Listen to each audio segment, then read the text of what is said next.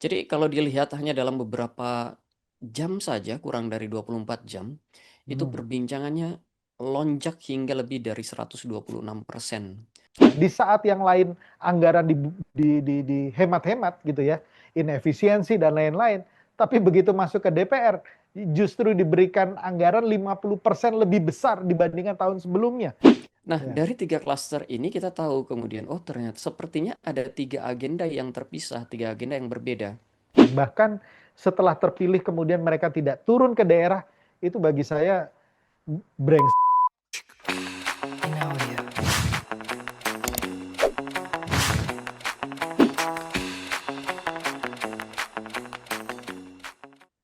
Hai Sobat Politician Academy, bertemu lagi dengan segmen Kata Pak D, Politician Academy dan Drone Emprit, di mana saya Bonggas Chandra dari Politician Academy dan sahabat saya Mas Nova Mujahid dari Drone Emprit yang akan menemani kita membahas hal-hal yang terjadi di publik dan dari kacamata netizen, dari kacamata percakapan di dunia maya. Kali ini kita mengambil topik yang menarik yaitu tentang warna-warni 17+8. Sebelumnya saya ingin sapa dulu Mas Nova, seperti biasa selalu sehat ya Mas? Alhamdulillah Pak Bonggas juga sehat selalu Pak Bonggas. Alhamdulillah sehat. Nah, eh, dari minggu lalu kita membahas tentang demo-demo yang terjadi. Hmm. Ini sekarang warna-warninya banyak sekali nih ya. Jadi udah seperti pelangi saja berkaitan dengan isu yang terjadi, berkaitan dengan pemandangan yang terjadi terutama di hari-hari terakhir ini, isu yang muncul semakin meluas, semakin beragam, dan masyarakat kemudian sampai di titik ini menjadi bingung. Ya, Pertanyaan-pertanyaan seperti kenapa bisa jadi penjarahan, kenapa bisa terjadi anarkis, kenapa kemudian ada dugaan bahwa provokator-provokator bekerja, intelijen dan kontra intelijen bekerja. Kemudian siapa dalang dibalik semua ini ya, yang terjadi sedemikian banyak teori-teori konspirasi bahkan gitu ya terhadap ini semua. Nah, mungkin kita bahas pembukaannya dulu. Menurut hmm. Mas Nova, kira-kira apa ya Mas Nova lihat dalam konteks ini terjadi seminggu terakhir ini? Ya, dalam seminggu terakhir, jadi betul banyak sekali yang sudah kita lewati dari podcast kita terakhir. eh dan kalau kita lihat kondisinya malah sepertinya semakin tidak membahagiakan untuk kondisi kita untuk Indonesia. Banyak sekali kejadian-kejadian yang patut disesali. Korban juga terus berjatuhan, bertambah dan seterusnya kayak gitu. Kerusakan juga saya kira terus bertambah Pak Bonggas. Nah, dalam konteks itu kalau kita ingat setelah tanggal 29 dan semakin ke sini suasana batin publik itu masih diliputi oleh kesedihan dan kemarahan dari tanggal 29 sampai 30, 31. Karenanya kita bisa melihat ada ada beberapa provokasi yang berhasil seperti upaya penjarahan-penjarahan yang dilakukan ke beberapa tempat gitu. Itu kan diprovokasi oleh publik, diprovokasi oleh orang-orang yang tidak jelas kayak gitu dan berhasil publik datang melakukan penjarahan. Hal yang patut disesali. Juga provokasi-provokasi untuk melakukan kerusakan-kerusakan. Beberapa lakukan itu. Banyak provokasi untuk penjarahan dilakukan dengan menyematkan alamat-alamat target itu di kolom-kolom komentar, baik kolom komentar TikTok, kolom komentar IG dan seterusnya. Lalu juga ada upaya provokasi untuk melakukan kerusuhan dan melakukan kekerasan berbasis pada SARA, tapi kemudian dijawab oleh publik, dijawab oleh warganet dengan kita tidak musuh kita bukan ke samping, musuh kita bukan horizontal, tapi musuh kita ke atas. Kita saling jaga warga kita dan rupanya itu yang tidak berhasil ya. Jadi banyak sekali yang sudah terjadi, tapi kemudian fase sedih dan marah itu kami lihat sudah mulai berkurang, publik sudah Turun. mulai sudah mulai settle dengan apa ya sebenarnya yang ingin mereka sampaikan. Jadi emosinya udah dikeluarkan kemarin, sekarang mereka sudah mulai jernih menilai apa sih yang kami inginkan. Ya. Itu yang kemudian bisa kita lihat tanda-tandanya dengan semakin solidnya gerakan publik di media sosial dengan mengeluarkan tuntutan-tuntutan. Kita kenal ada 17 plus 17 plus tuntutan dari 8. publik, lalu Betul. juga semakin kuatnya gerakan sosial yang sifatnya seperti pop culture gitu ya, menggunakan pop culture dengan menggunakan warna-warna, dengan menggunakan simbol-simbol warna kayak gitu, lalu berbagi bagaimana cara membagi simbol warna itu dan seterusnya. Nah, kami melihat sudah ada pergeseran nih, Pak Bongkas, Mhm. dari sebelumnya Ya, marah, sedih dan marah, lalu sekarang sudah mulai ke arah berpikir lebih jernih kayak gitu ya, Pak Bongkas ya. baik. Mas Nova, tanda-tanda ini apa bisa terlihat pada saat Mas Nova dan tim memantau atau memonitor pembicaraan di pembicaraan netizen? Ya, saya sampai lupa menyampaikan datanya karena Betul. tentu dan Ron Brit ketika berbicara tentu saja harus berdasarkan data. Kami nggak boleh Siap. berbicara berdasarkan data. Kami bukan analis ini ya, tapi kami by data gitu. Oke, kalau Ya, kita lihat sedikit datanya Pak Bongkas ya. Jadi kalau kita lihat eh, percakapan tentang ini saya sudah khusus ya Pak Bungkas ya. Saya ya. sudah mengerucut pada percakapan terkait dengan insiden di Unisba serta relasinya dengan gerakan 17 plus. Jadi Oke. saya hanya ambil pada satu ini aja, pada periode yang sangat sempit saja pada 2 September.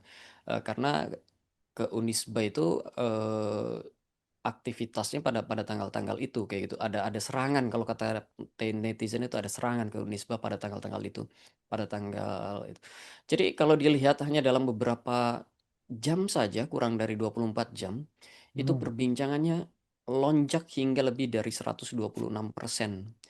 Dari Oke. pukul 00 ke pukul 13 Unisba diserangnya pada tanggal 1 kalau tidak salah.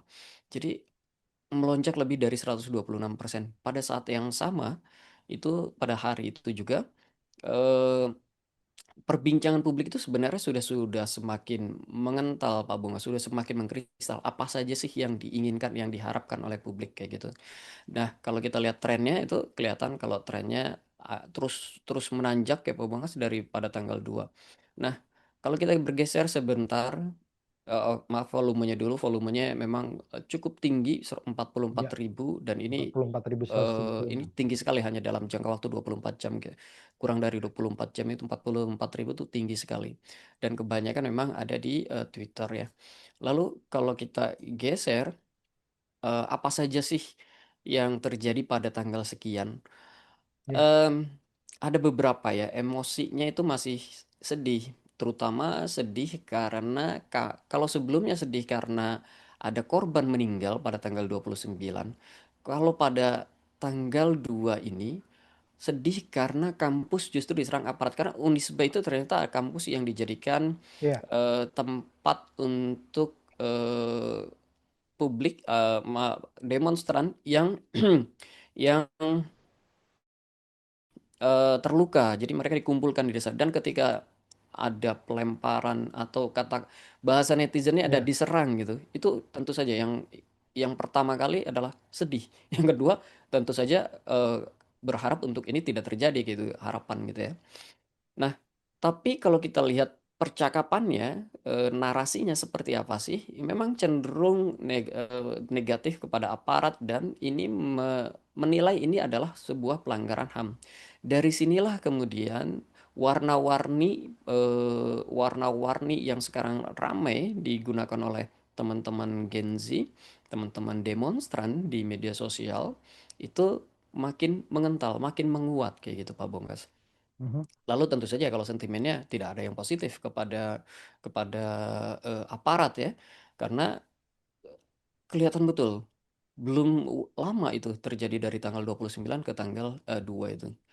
Ya, Lalu dari tanggal 29 sampai tanggal 2 itu kan berjatuhan beberapa orang yang berguguran kayak gitu, dan sayangnya tidak mendapatkan banyak liputan karena tidak terjadi di sekitar Jakarta, terjadinya di daerah-daerah. Tetapi tetap itu adalah nyawa yang harus dipertanggungjawabkan, yang harus dijaga seharusnya.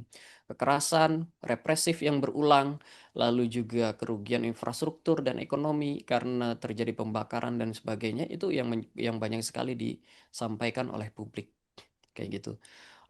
Adapun yang positif adalah kebanyakan ngomongin tentang solidaritas untuk korban.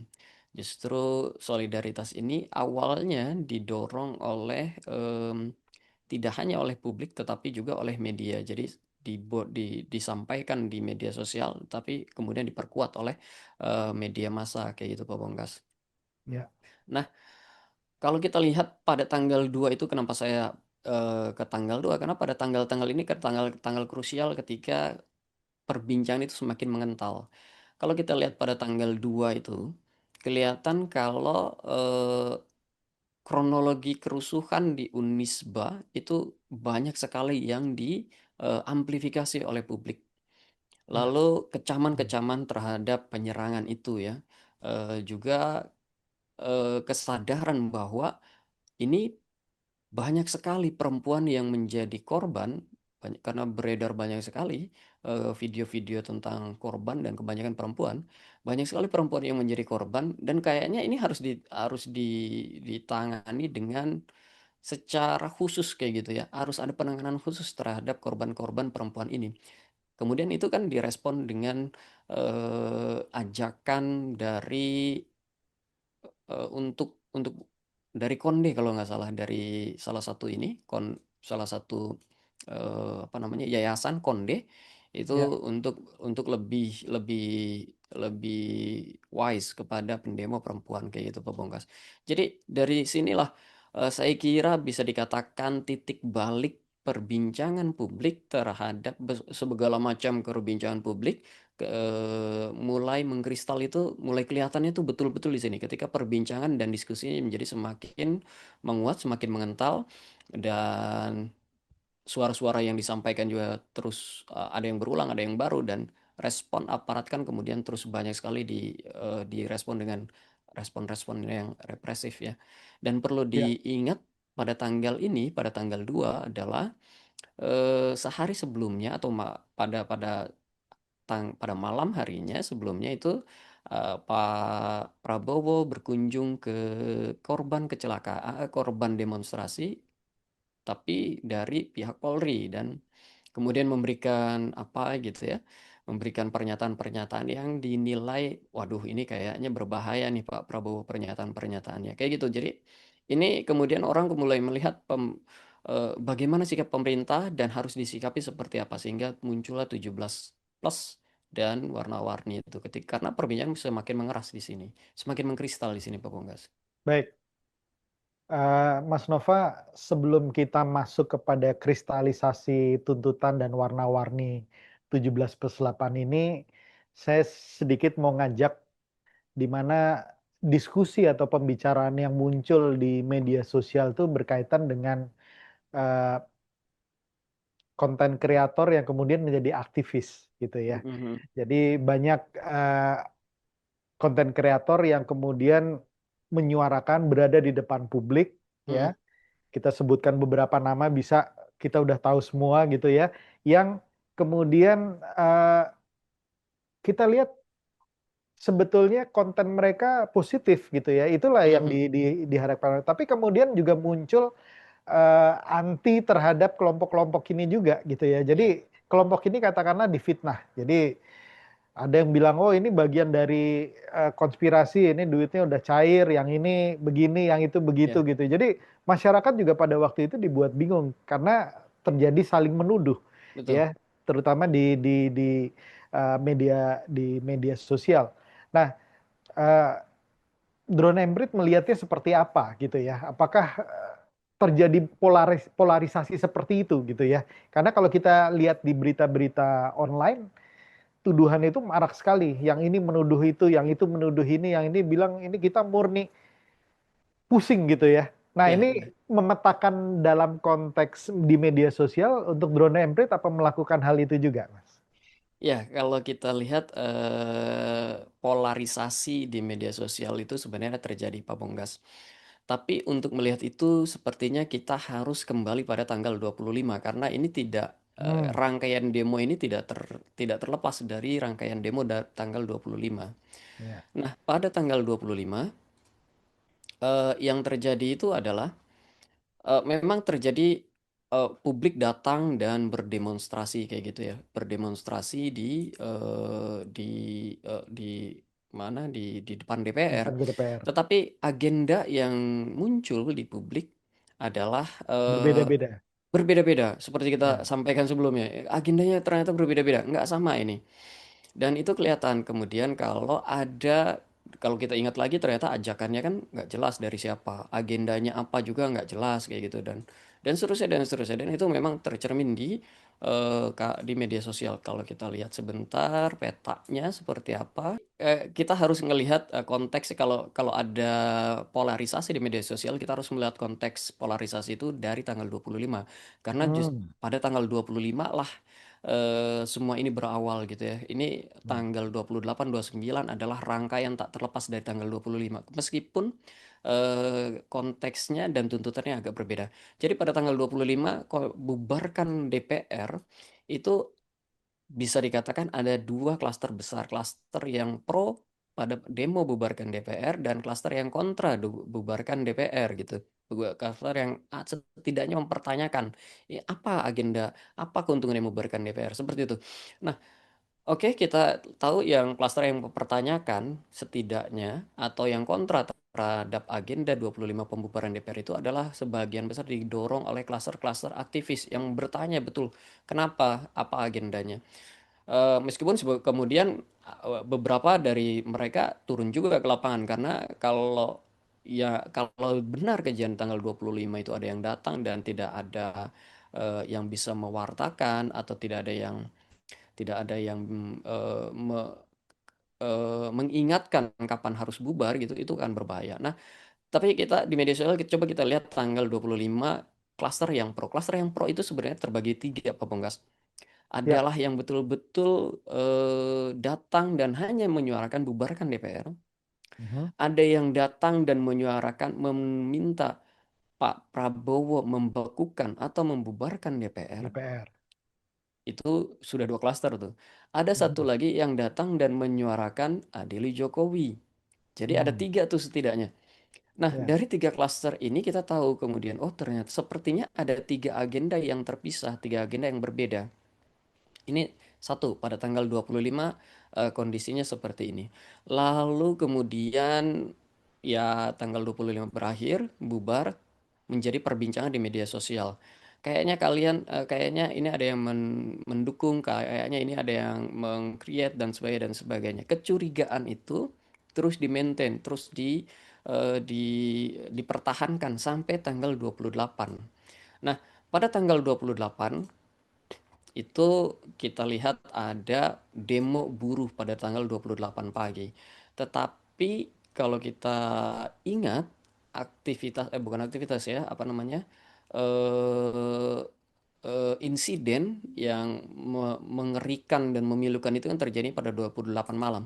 Jadi pada tanggal 28 pagi itu masih masih cukup kondusif Pak Bonggas. Nah, coba kita lihat apa yang terjadi pada tanggal 28 malam. Pada Ya. 28 malam pasca insiden itu masa sudah tidak lagi berbicara tentang buruh tetapi isinya berbicara tentang tindakan represif yang cenderung berulang dilakukan oleh aparat. Nah, ini peta percakapannya. Kalau di sini kelihatan, di sini tidak ada akun-akun buruh yang cukup ini ya, yang cukup influensial. Ada satu yang cukup influensial itu ada Strawberry Cat. Ini bicara tentang buruh dan Hmm. menyikapi apa yang terjadi 28 malam. Tetapi sebagian besar ini adalah akun-akun yang memang concern pada demokrasi, pada pemerintahan, pada tata kelola negara dan seterusnya. Ada bareng warga ini aktivis di media sosial. Ada Ilham Pid, ada banyak lagi ya. Ada LBH kayak gitu. Ini hampir semuanya adalah eh, apa aktivis-aktivis di media sosial. Dan isunya sama, represif sekali kepolisian kita ini. Nah, isu ini yang kemudian eh, pada awalnya hanya berbicara represif, kemudian ditanggapi oleh akun-akun yang kemudian live menyiarkan secara langsung kayak gitu Pak Bonggas, apa yang Ya, terjadi ya, di lapangan kayak gitu. Dari situ ya, kemudian kita lihat kenali sedikit kenali provokasi-provokasi ya ada di ya. ketika ada live itu. Tetapi untuk konteks kita percakapan kita, untuk konteks analisis kita Mhm. tadi itu Ya, pada tanggal 29, 30 dan 31, meskipun mereka tetap sama, meskipun influencer-influencernya menyatu dan kita lihat di lapangan juga tidak terlalu banyak sekali, tidak terlalu banyak polarisasi, tetapi kecurigaan yang dipupuk sejak tanggal 25 itu terus terus dipertahankan sampai saat ini, sampai saat 29 malam, 30, 31 dan seterusnya Pak Bonggas. ya, Kayak gitu. ya. Tentu saja kita harus waspada juga gitu ya, eh, mengenai masalah apa penunggang free riders, kuda-kuda liar, yang masuk ke dalam aksi-aksi yang sebetulnya memang berdasarkan keresahan murni dari masyarakat. Ya, jadi ini kalau kita ikuti berita-berita perkembangan terakhir kan Mm, ada arah kelihatannya mau membuat supaya isu utamanya itu terabaikan. mm, Sebagai contoh misalnya pendekatan-pendekatan yang lebih humanis terhadap misalnya korban penjarahan kemarin gitu ya. mm, mm, Misalnya ya Pak Saroni atau Mas Eko gitu ya yang memulai karirnya betul-betul dari bawah.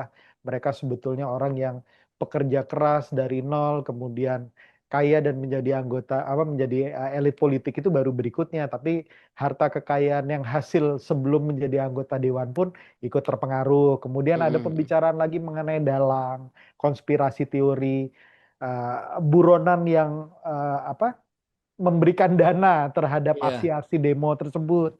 Belum tadi aksi-aksi represif, kenaikan pangkat.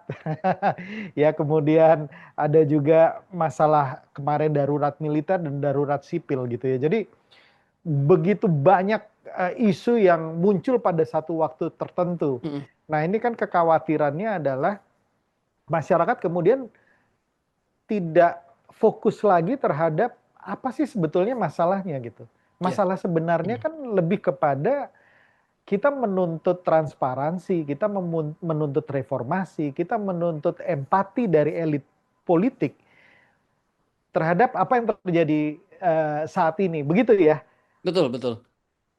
Ya, Iya, dan yang dipantau oleh kita semua di lapangan tentang warna-warni. Nah, ini Mas Nova boleh jelasin apa nih yang terjadi dengan warna-warni dan kristalisasi itu yang dilihat gimana? iya. Jadi kalau kita lihat kemudian setelah publik saya kira cukup lama mencurahkan emosinya ya, Hmm. mencurahkan rasa sedih dan Marah. amarahnya Nah, gitu. Kemudian semakin mengkristalah percakapan-percakapan itu dan hmm, semakin jelas apa saja yang sebenarnya disuarakan oleh publik, apa saja yang ingin disampaikan oleh publik. ya, Jadi balik lagi ke ketika kejadian tanggal 2 Pak Bongkas.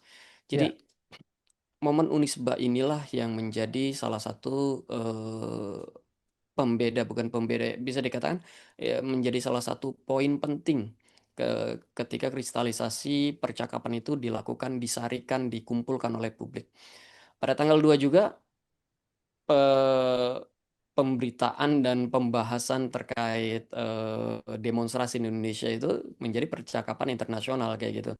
Dan ini yang kemudian membuat publik di luar Indonesia juga gabung ke percakapan Indonesia. Kita lihat ada percakapan dari Malaysia, ada percakapan dari tetangga, ada juga dari bahkan ada yang dari dari New York, ada yang dari Canberra dan seterusnya. Nah, tentang warna-warni. Jadi warna-warni sendiri sebenarnya sudah mulai digaungkan setidaknya sejak tanggal 31, tetapi mulai mengkristal, mulai agak dibahas agak-agak agak serius gitu sejak tanggal 1. warna-warna yang menjadi Lambang yang perjuangan. yang didorong dijadikan warna perlawanan kayak gitu ya.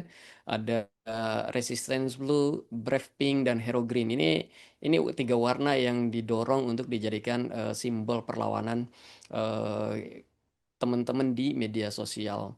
Nah, tetapi pada tanggal yang sama juga tanggal 1 kristalisasi tentang ini, tentang percakapan itu sebenarnya sudah disampaikan. Akan tetapi memang tidak mendapatkan banyak momentum karena pada tanggal 31 Hmm. orang masih masih terlalu banyak yang berbicara tentang penjarahan, Penjarahan. berbicara tentang pembakaran dan sebagainya. Pasca Unisba itulah kemudian 17 plus tuntutan rakyat ini menjadi banyak sekali, menjadi semakin matang gitu Pak Bonggas. Ya, Sebelumnya ada 15, ada yang 10, ada yang 11, ada 12, sampai kemudian matang menjadi 17 plus ini. Ada juga yang kemudian merangkumnya menjadi 10 atau menjadi 5 besar saja. Tetapi secara umum 17 tuntutan rakyat inilah yang eh, disepakati sebagai tuntutan yang sahih, yang sudah disampaikan oleh publik sejak tanggal 29, 30, dan 31 dengan berbagai macam dinamikanya kayak gitu. ya, Saya kira ini menjadi tantangan tantangan bagi Pak Prabowo eh, karena ketika ini disampaikan, publik menyampaikan ini dan sudah jelas, bahkan dengan tenggatnya juga sudah jelas, respon Pak Prabowo kelihatannya masih belum banyak yang memuaskan kayak gitu.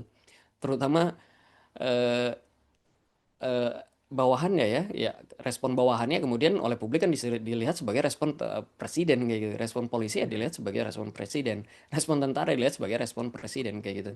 Saya kira itu sih banyak PR yang harus dijawab oleh Pak Prabowo. Terlebih lagi kemudian Pak Prabowo kan pada tanggal 2 atau pada tanggal 3, saya agak lupa Pak Bungas, tanggal 2 atau mhm, tanggal 3 Pak Prabowo ke justru Cina. keluar gitu, Ya, meninggalkan Indonesia yang kondisinya belum terlalu tenang. Ini jadi pertanyaan juga, ini sebenarnya apa yang ingin dilakukan oleh Pak Prabowo, bukannya menenangkan kok malah ditinggalin. Dan mengkhawatirkan kan itu, karena jadinya seolah seolah negara tidak menjadi nomor dua, perhatian tidak utamanya Pak menjadi Bogas prioritas. jadi kayak gitu. Ya, ya, baik. Ya, ini eh, di layar ini tadi, Mas Nova, itu ada Ya, satu bagian menarik itu, Mas. Coba boleh minta tolong yang tadi, Mas, poin terakhirnya.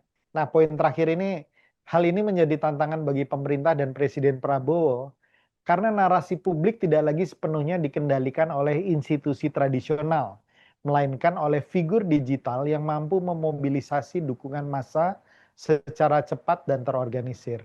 ya, Nah, menurut saya ini poin penting sekali di saat sekarang-sekarang ini pemerintah mesti sadar bahwa institusi tradisional juga harus berlari dan mendengarkan perkataan publik melalui figur-figur digital ini gitu, influencer betul. lah dalam sini. Karena kegiatan aktivisme politik sekarang bukan semata-mata turun ke jalan, tetapi melalui konten-konten yang dihasilkan di media sosial. Begitu ya, Mas Betul, betul. Nova?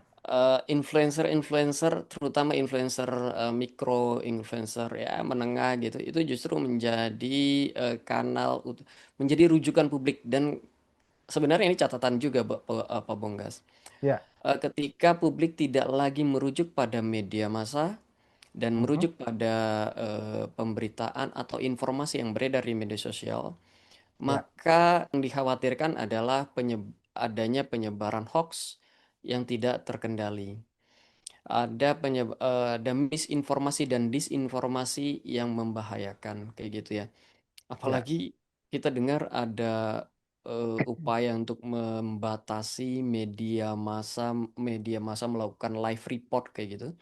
Dan betul. akhirnya karena publik tidak mendapatkan gambaran tentang apa yang terjadi di lapangan, akhirnya publik mencari informasinya kan di live TikTok, Pak Bongkas. Dan justru di situ provokasi itu terjadi. Iya, Saya iya. kira kalau berbeda kalau publik mencari informasinya di televisi. Eh, nah, bisa dinarasikan seperti apa? Media bisa memberi narasi yang lebih menenangkan, misalkan memberi Mhm. narasi yang lebih tidak provokatif. Kalau di media sosial kan jadi Betul. nggak ada yang bisa nggak ada yang bisa ngontrol kayak gitu, Pak Bungkas. Ya, ya, ya. Ya. Baik, terima kasih. Jadi ini yang kalau di ilmu hubungan internasional gitu ya, di politik Mm, itu kita masuk ke masa post-truth gitu ya. Kebenarannya itu bukan kebenaran objektif, tapi kebenaran yang berdasarkan hal yang subjektif, perkiraan. Tapi kalau diulang-ulang terus, itu akan dianggap sebagai sebuah kebenaran. Ya, mm, mm, mm. ilmunya sebetulnya ilmu lama ini ya dari apa penasihatnya Hitler. Hitler, ya, Ya, betul. Jadi sebuah kebohongan yang dikatakan berkali-kali dan kemudian secara intensif dimunculkan terus-menerus, akhirnya itu yang dianggap sebagai sebuah kebenaran. Nah, ini yang iya, di satu sisi kita juga perlu waspada terhadap media sosial itu sendiri. Di iya, satu sisi dia bisa memberikan sesuatu yang positif ya, tadi kayak real life kondisi di lapangan seperti apa, tapi di sisi lain aktor-aktor yang berwarna hitam dan abu-abu pun bisa memanfaatkan teknologi ini gitu ya. iya, Ini iya, yang berbahaya karena kalau di apa di hubungan internasional itu ada istilah kita masuk kepada perang yang berbahaya yang namanya neocortex warfare. mm, Neocortex warfare itu sebuah perang di mana untuk memenangkan tidak perlu melalui kekerasan, tidak perlu melalui instrumen militer, ya. Cukup memanfaatkan dan mengendalikan isu dan narasi, ya. Kita bisa menguasai sebuah wilayah, menguasai sebuah negara, menguasai sebuah isu tertentu. Nah, ini kan kita harus hati-hati. Ini udah diprediksi sejak sejak munculnya media sosial, mm. kemudian AI gitu ya. Tapi dulu orang masih berpikir bahwa masih agak jauh lah gitu. Tapi kejadian kemarin memberikan kesadaran kepada kita bahwa Iya. ini kita udah ada di gerbang itu, bahkan sudah masuk ke situ. Tapi dari apa yang dari data-data yang tadi kami tampilkan dan dari pengamatan-pengamatan yang sudah kita lakukan, eh, bagaimana Pak Bonggas, menurut Pak Bonggas, Politician Academy ngelihat ini gimana sih Ya, sebenarnya Pak Bonggas? Lalu ya, yang kedua saya pengen lihat ya, sebenarnya etika politik seperti apa sih yang sebaiknya di dimiliki oleh para pemimpin kita? Setidaknya buat anggota dewan kita ini Pak Bongkas. Melihat kayaknya kemarahan publik meskipun mereda tetapi sepertinya rasa luka itu masih belum sembuh kayak gitu Pak Bongkas. ya. Oke. Terima kasih Mas Nova. Saya jawab dulu yang kedua dulu gitu ya. Artinya ini juga yang menjadi kepedulian dari Politician Academy. Kenapa Politician Academy dibuat? Juga salah satu misinya menghindari supaya yang seperti ini terjadi gitu. Di mana Mm, bisa terbentuk, bisa muncul politisi yang bersih, cerdas, amanah, politisi yang punya integritas, politisi yang punya empati, seperti itu dengan mm, proses yang benar gitu ya. Itu yang menjadi misi dari Politician Academy. Dan kalau kita melihat di sini anggota dewan sendiri itu kan salah satu yang menjadi sasaran atau bahkan boleh dikatakan sasaran utama. Bubarkan DPR. Ya, kenapa bubarkan DPR? Karena nggak menjalankan fungsinya dengan benar, tidak menjalankan fungsinya dengan baik. Nah, di sini anggota dewan harus kembali lagi membaca tupoksinya mereka. Tugasnya mereka apa sih gitu ya? mm, Tugasnya mereka ini bukannya mengumpulkan kekayaan sebanyak-banyaknya, bukan mencari proyek sebanyak-banyaknya, bukan kemudian memperluas pengaruhnya kepada keluarganya semata-mata itu gitu ya. Jadi tugasnya adalah ya pengawasan, mm, legislasi, budgeting. Nah, dalam ketiga fungsi itu apa yang harus mereka lakukan? Jelas di situ, legislasi, prolegnas dilihat. Kenapa ada prolegnas, misalnya RUU perampasan aset tidak menjadi prioritas? Ya, walaupun sudah masuk ke dalam prolegnas, tapi terkesan setengah hati dilakukan. nggak Nah, selesai-selesai itu Pak nggak Bongkas. selesai-selesai. Nah, kalau kalau anggota DPR kemudian peka terhadap ini dan kemudian sudah mendengar, saya pikir harusnya udah budek gitu ya dengan tuntutan masyarakat ya yang sebanyak ini sekarang. Mestinya udah ayo bersikap. Ketua-ketua partai politik menyatakan oke, RUU perampasan aset akan menjadi akan menjadi prioritas kami. Ya, ketua-ketua fraksi berkumpul bersama-sama, balik berkumpul bilang ayo kita bahas dalam waktu 3 bulan kita selesaikan ini. Ya, wong dalam sejarahnya banyak undang-undang yang terjadi secepat kilat kan juga banyak Iya, kita lihat gitu ya. iya, Ya yang cuma 1 hari selesai, 2 hari malam tiba-tiba disahkan itu terjadi. Kenapa? Karena itu menjadi prioritas kepentingan elit. Nah, bahwa ini terlambat itu karena tidak dijadikan prioritas dan demo-demo ini kemudian mendorong, ayolah ini bukan satu-satunya cara, tapi ini menjadi salah satu instrumen untuk memerangi korupsi yang terjadi begitu marak di Indonesia gitu ya. Itu dalam konteks legislasi, dalam konteks budgeting apa? Nah, ini dia ya di budgeting DPR ini kan institusi yang sangat-sangat istimewa di negara kita. mm, Kenapa? Di saat yang lain anggaran dihemat-hemat gitu ya, inefisiensi dan lain-lain. Tapi begitu masuk ke DPR, justru diberikan anggaran 50% lebih besar dibandingkan tahun sebelumnya. iya, Ya, ini kan jadi pertanyaan gitu ya bagi masyarakat. Ini gimana masyarakat disuruh ngencangkan ikat pinggang, masyarakat disuruh punya daya beli yang rendah gitu, susah lapangan pekerjaan, mereka dikasih fasilitas gila-gilaan. Sudah gitu, balik lagi masuk kepada sikap mereka, gestur mereka, bahasa politik mereka itu arogan sekali gitu ya. Seolah-olah mm, mereka berada di kayangan dan tidak tersentuh oleh masyarakat.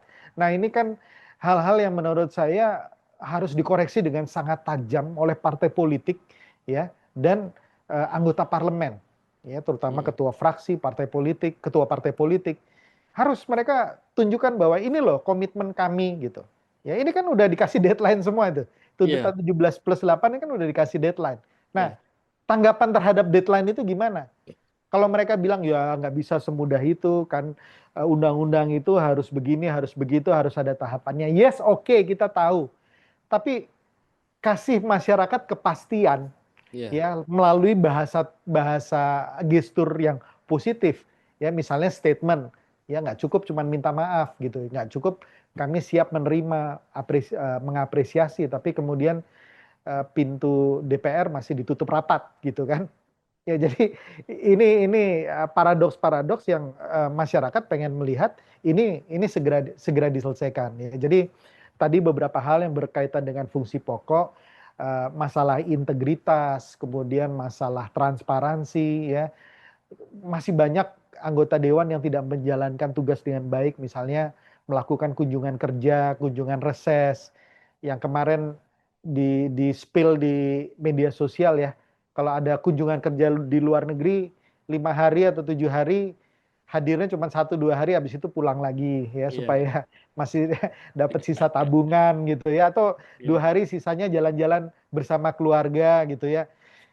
Itu kan bukan cerita baru gitu ya. iya, Dan saya alhamdulillah di sini kemarin sudah diputuskan untuk di moratorium ya, artinya tidak tidak diteruskan gitu. Tapi nggak cukup hanya itu, masih banyak yang lain lagi gitu ya. Dan anggota dewan sekarang harus berkaca, mereka sudah melakukan apa untuk masyarakat dan untuk konstituennya.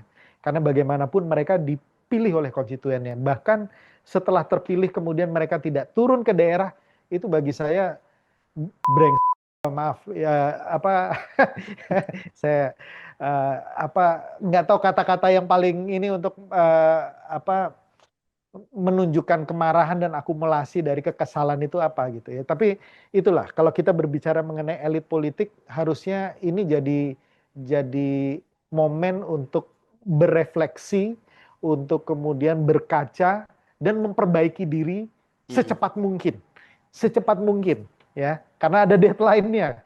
Ya, iya, karena kalau masyarakat melihat, saya cuma khawatir gini, Mas, ini kan kita udah mulai aman gitu ya, kondisi Jakarta udah mulai baik, daerah-daerah juga sudah mulai kondusif ya.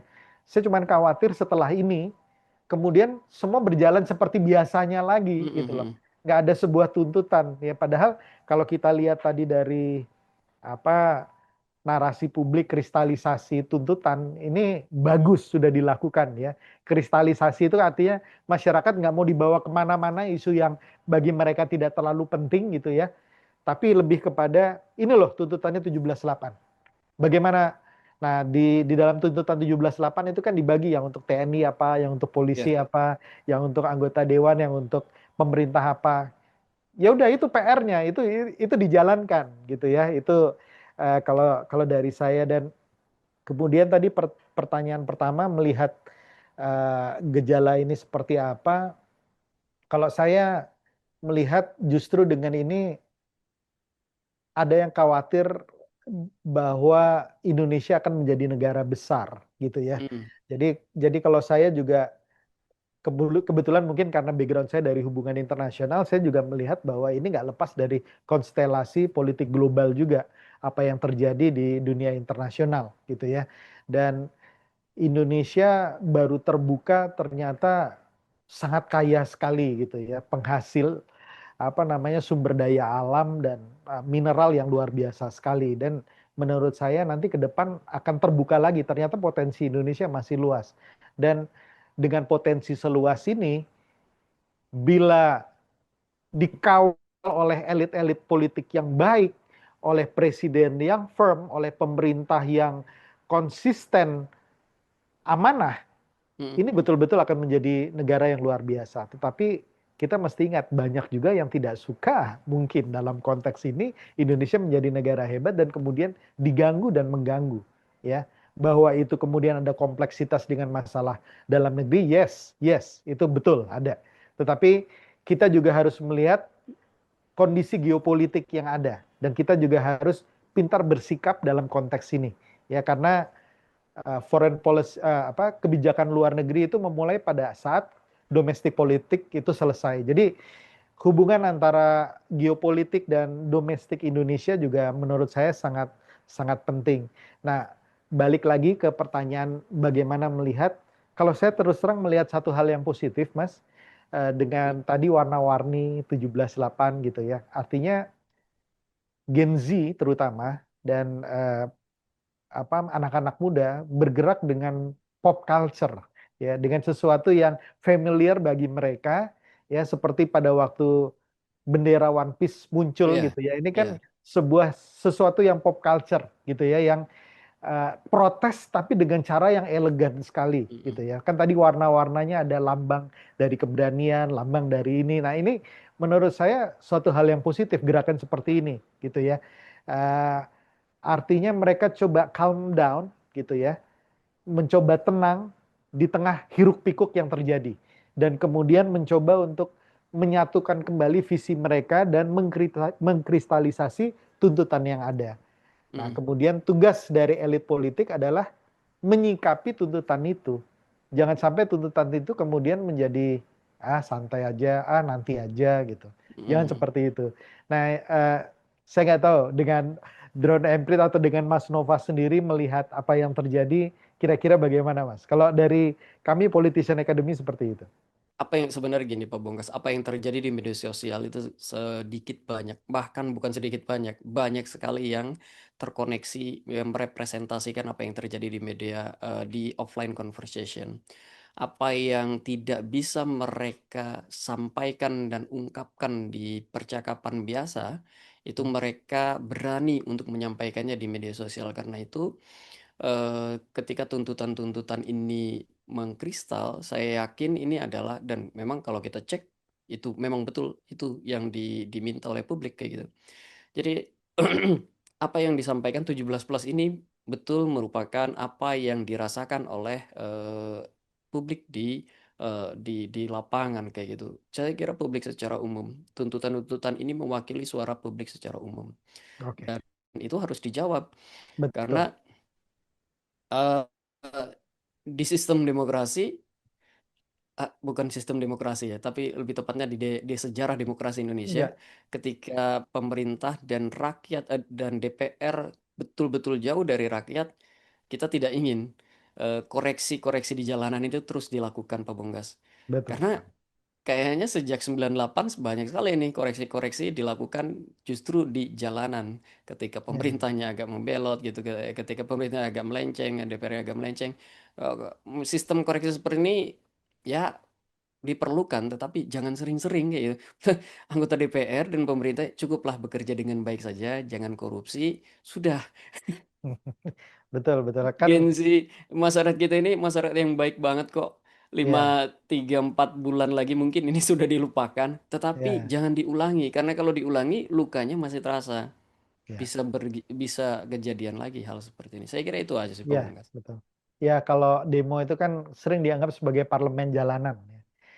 Kok muncul parlemen jalanan? Ya karena parlemen sebenarnya tidak berfungsi dengan baik.